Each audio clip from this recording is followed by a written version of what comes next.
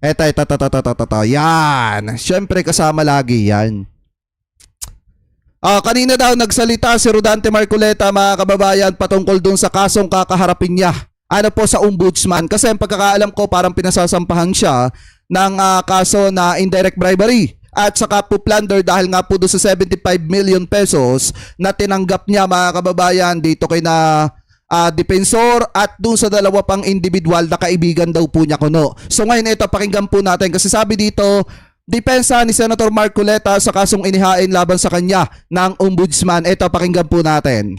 I do not fear imprisonment. Madam President, kaya po ba nila kong ipakulong? Kayang-kaya po nila. Nagawa nga po nilang umimbento ng krimen laban sa akin. Dito rin sa bulwagang ito, somebody said, sometimes you need to bend the law to be able to please the people. Am I right, Mr. Secretary Rimulya? So pwede na nang baluktutin lahat, kagaya ng pambabaluktot na ginawa nila.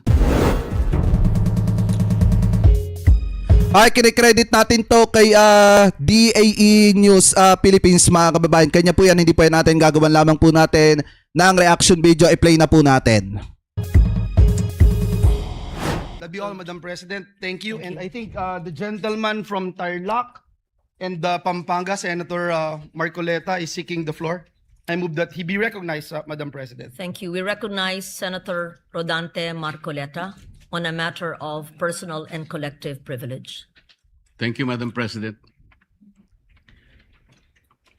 Madam President, distinguished colleagues of this chamber, and my beloved countrymen, there are moments in the life of a republic when silence becomes easier than speech, when comfort becomes more tempting than courage, and when public office is tested not by applause, but by pressure.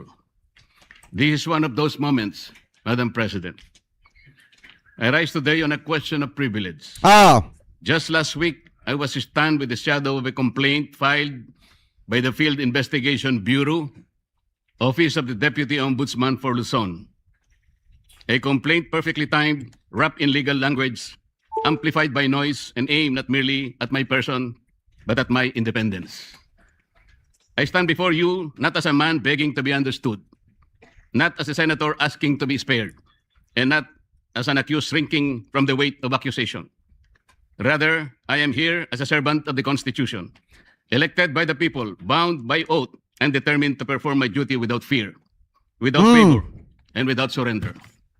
The complaint arrived while the Senate is confronted with uncomfortable truths, namely, the pending continuation. Sabi nung nasa nyo nag-comment, sino ba maniniwala sa'yo, ang dami mong tato, para kang adik? So ibig sabihin, adik pala si Sara, si Baste. Sino pa ba? Si Banat Bay. Sino pa ba, mga kababayan? Etong sinapulong. So adik pala yung mga yan, kahit si Digong pala, adik din. Kasi di ba may mga tattoo yan? Ang babaw naman ng narrative ng mga DD-shit na to. Kasing bobo ng puo nila. Anyway, tuloy pa natin. Of the investigation of the anomalous flood control projects, the approaching constitutional burden of an impeachment trial, and the growing pressure upon this institution to surrender its independence through political maneuvering disguised as constitutional reform. Let us not pretend that this complaint came in a vacuum. The pattern is too visible to ignore. First, remove the inconvenient voices from the inquiry, then weaken those who refuse to conform, then frighten others into silence and submission before the decisive constitutional battles begin. Mr. President, this is not merely about a complaint. The trump-up charges filed against me and some of my friends are not merely legal accusations. They form part of a deeper and more nefarious design to intimidate independent voices, to punish dissent, and to warn every senator that the price of asking hard questions could lead to personal damnation. If the intention of these cases is to silence me, let me say this at the very beginning. It has failed. I will not be silenced. So yun daw kasong isinampa sa kanya, mga kababayan, ay isang instrumento o paraan para patahimikin siya. Pero hindi daw siya tatahimik, mga kababayan. I did not seek public office to become comfortable, Madam President. I did not take my oath merely to occupy a seat in this chamber while billions disappear into darkness, while constitutional processes are manipulated by pressure, or while the Senate is slowly conditioned to fear retaliation for independent judgment. I did not take my oath to serve only when service is convenient. I did not come to this chamber to lend my voice when power uploads and withdraw it when power becomes displeased. The senator is not elected to be timid. The senator is not sworn into office to become a spectator while the Constitution is tested, while impeachment proceedings demand judgment, and while the people cry out for truth about the wide-scale theft and theft of public funds. Instead, a senator is elected to stand, to examine, to question, to decide, and when necessary, to resist. This is what I intend to do. So let the complaint be examined. Let the evidence be tested. Let the law speak. I will answer in the proper forum with documents, with facts, and with the calm confidence of one who knows that accusation is not proof. Yun naman talaga ang dapat mong gawin. Harapin mo na lang kaysa marami ka pang sinasabi sa media at saka sa ginagamit mo pa yung session ng Senate para depensahan yung sarili mo.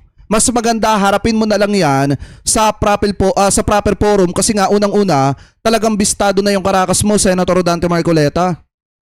'Di ba? Bistado na ng taong bayan. Nung sinabi pa lang ni Comelec George Garcia na hindi pa election time ng mga panahon na yun kaya wala kang violation sa SOSI mo, doon pa lang alam na ng taong bayan na talagang sasabit ka, Senator Dante Marcoleta, dahil kung tumanggap ka ng pera habang nakaupo kang congressman, isa lang ibig sabihin yan, talagang nag-commit ka or malaki ang posibilidad allegedly na baka na-commit mo yung indirect bribery at saka yung plunder kasi nga nasa 75 million yung perang natanggap mo allegedly. Anyway, tuloy pa natin. That attacks couched in legal veil do not constitute the truth. And before the Filipino people, I must say what is plain. A complaint without nexus is not justice. A complaint without evidence is public injury, official favor, corrupt consideration, or abuse of office is not accountability. It is machinery. It is pressure. It is a warning shot fired at those who refuse to kneel. And if that warning was meant for me, Mr. President, then the answer is very clear. It failed. The complaint against me speaks of amounts. It speaks of dates. It speaks of suspicion. But suspicion is not evidence. Amount is not corruption. Political inconvenience is not probable cause. An accusation, no matter how loudly repeated, is not proof. It is a theater. It is pressure. It is machination. Let me state the legal defenses plainly on the allegations against me. The law did not define the limits of liberality among friends. They did not say that friendship must stop at the number chosen by one's accusers. They did not say that generosity becomes criminal merely because the amount is substantial. What the law forbids is not liberality. It forbids corruption. What it condemns is not friendship. It condemns the sale of public duty. At least I stated the truth. At least I faced the issue. At least I did not hide behind silence. So I ask, what of those who receive support, gifts, donations, favors, or assistance for their own electoral campaigns and keep them beyond public scrutiny? Shall the law be a sword only against those who dissent and shield for those who belong to the circle of the powerful? If transparency is demanded, let it be demanded of all. If public morality is the standard, let no one be exempt because of wealth, alliance, influence, or proximity to power. And so I speak again, clearly and directly. What official act did I sell? What vote did I promise? What public fund did I touch? What government contract was delivered? What favor was asked, promised, or given? If they cannot answer these questions, then this complaint is not the pursuit of justice. Hindi, sa ngayon wala pa. Sa ngayon wala pa mga kababayan. Pero base sa sinabi ni Senator Dante Marcoleta dito, maliwanag naman na kailangan niyang tanawin na utang na loob yun. Eto, pakinggan ulit natin. Isa lang. Nakalimutan po nila na napakarami kong kaibigan. Isa lang ang kanilang pakiusap sa akin. Ano po yun? Sana wag mo na kaming i-disclose ang identity. Ngayon, kapag ka naglagay ako ng figure sa contribution, mapipilitan akong mag-disclose ng pangalan nila. Sabi niya, binigay ko nga sa'yo contribution, pero utang na loob mo sa akin yan. Hindi ko pwedeng isiwalat ang kanilang identity. Kaya sinabi ko, zero in contribution. Republic Act 7166, ang mga Ayan o. Di ba mga kababayan, siya mismo ang nagsabi Sabi daw ng mga nagbigay sa kanya ng pera, sabi nila Mike Defensor, utang na loob mo sa amin yan. So ibig sabihin, may kapalit yan. Di ba mga kababayan? May magiging kapalit yan. Hindi pa lang ngayon pero may magiging kapalit yan. Anyway, tuloy pa natin. it is a deliberate attempt to silence dissent. But this is larger than me. This is not a fight for one man. This is not a fight for one faction. This is not a fight for political survival. This is a fight for whether the Filipino people may still have senators capable of questioning, investigating, judging, and speaking freely without fear or favor. When this chamber is called upon to sit in impeachment proceedings, we are not merely politicians. We are senator judges. We are bound to listen, to weigh evidence, to apply the Constitution, and to act according to our conscience. That responsibility cannot be curtailed by fear, pressure, harassment, or manufactured accusation. No one should be allowed to intimidate a senator judge into silence. No one should be allowed to punish a member of this chamber for ensuring that impeachment must be governed by law, evidence, due process, and conscience. Whether one favors or opposes any party in those proceedings, that's not the point. The point is whether the Constitution shall speak above political convenience. I will perform that duty, Madam President. I will listen. I will weigh the evidence. I will obey the Constitution. I will not prejudge. I will not be dictated upon. I will not surrender the independence of my vote to any power outside this chamber. Even if the path becomes lonely, I will walk. I will walk it. Even if the attacks become heavier, I will endure them. Even if my voice becomes inconvenient to the powerful, I will continue to speak the way I should. The same is true of the Senate's investigation of the flood control scandal. That inquiry must continue. It must not be weakened. It must not be derailed. It must not be silenced. If there has been grand-scale theft from the country's coffers, then that is among the greatest sins of our modern public life. It is not ordinary corruption. It is the stealing of safety from communities that drown. It is the stealing of roads from farmers. It is the stealing of classrooms from children. It is stealing of medicine from the sick, wages from workers, and hope from taxpayers who labor honestly while others feast on public money. No, Eto nga yung problema, mga kababayan. Eto nga yung problema dyan eh. Sinasabi niya na eto mga ginagawa niya para ipaglaban, mga kababayan, yung mga taong ninakawan ng karapatan ng mga politikong kurap, yung mga dapat na ipapatayo sa mga eskwelahan, yung mga dapat na itutulong sa mga kababayan po natin magsasaka, paano nga siya mag-iimbestiga kung siya nga mismo, mga kababayan, ay may issue rin ng katiwalian? 'Di ba? Kung siya nga mismo, mga kababayan, tumanggap ng pera habang siya allegedly ay sitting congressman. 'Di ba? Paano siya mag-iimbestiga sa korupsyon kung siya mismo binabato ng plunder? 'Di ba? Anyway, tuloy pa natin. Senators should be silenced when the duty is to follow the trail of the public's money. No committee should be weakened when the task is to expose corruption. No voice should be threatened when the question before the nation is whether the billions intended for the people were ransacked by bandits of insatiable greed. I do not fear imprisonment. I fear a country where freedom itself is imprisoned. I fear a republic where legal processes are twisted into weapons, where dissenting voices in the Senate are mechanically trimmed down, and where the rich and the powerful elite manipulate institutions so that only their chosen voices may be heard. While others may refuse to speak because of threats, I will not, Madam President. I will not let fear write my narrative. I will not let intimidation decide my vote. Make me bleed, and I will still shout out to the high heavens for truth and justice. Push me against the wall, and I will still... Hindi ako naniniwala dyan. Lalo na, mga kababayan, kapag nasa issue na siya ng impeachment ni Sara Duterte. Hindi ako naniniwala magiging pata siya. Kasi hindi niya kayang desisyonan, mga kababayan. Halimbawa, etong si Sara Duterte, matibay yung ebidensya laban sa kanya. Sa tingin nyo ba, i-convict niya si Sara? Malabo yan dahil kaalyado niya ang mga Duterte. Still push back with all the lawful strength that conscience, evidence, faith, and duty can give me.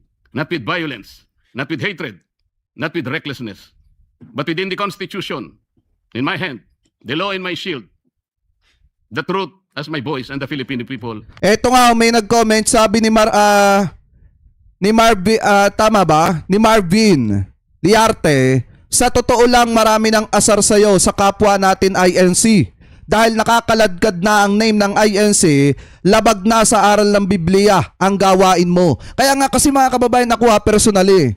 Nung naging miyembro ako ng Iglesia ni Cristo dati, ang lagi kasing sinasabi sa amin nung tita ko, ang INC hindi talaga nakikialam at nakikisali sa politika.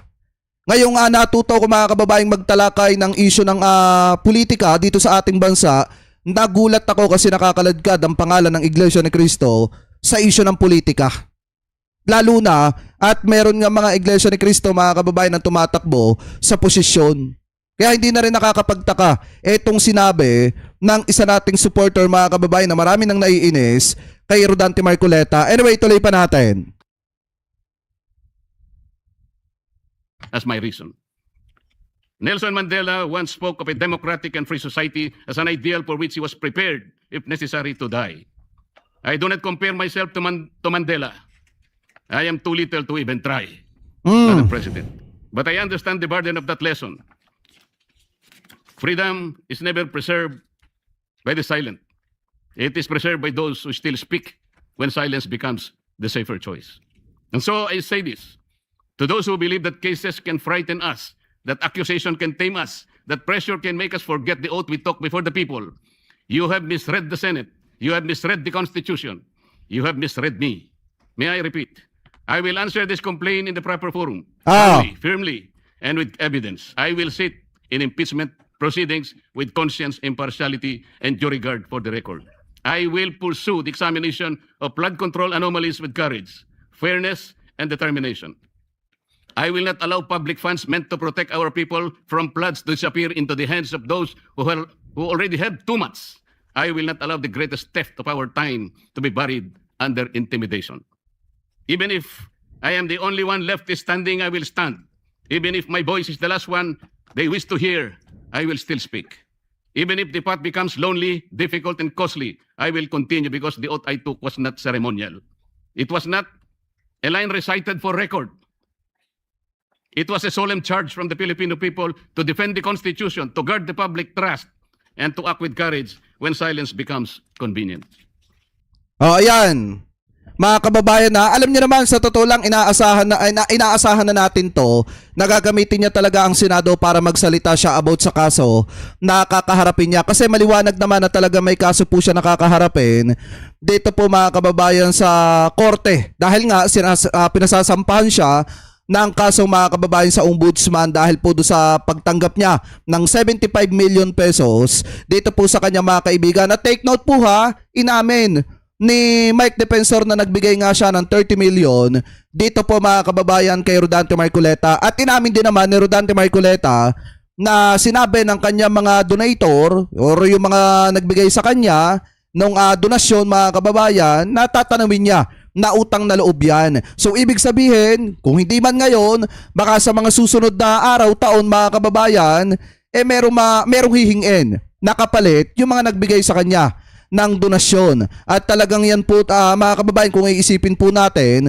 pasok talaga yan sa indirect bribery, lalo na kung tinanggap niya yung pera habang sitting congressman siya. At kung tinanggap niya yung pera habang siya ay congressman pa at hindi pa time ng eleksyon. Hindi po pwedeng sabihin na yon ay para sa pagtakbo niya sa pagka-senator. Kasi nga, nung tumanggap siya ng 75 million, siya po ay sitting congressman pa at maliwanag na sinabi ni Comelec Chairman George Garcia na hindi pa election time noong mga panahon na yon, kaya nga wala siyang sabit sa kanyang sose. Ano pa so kayo?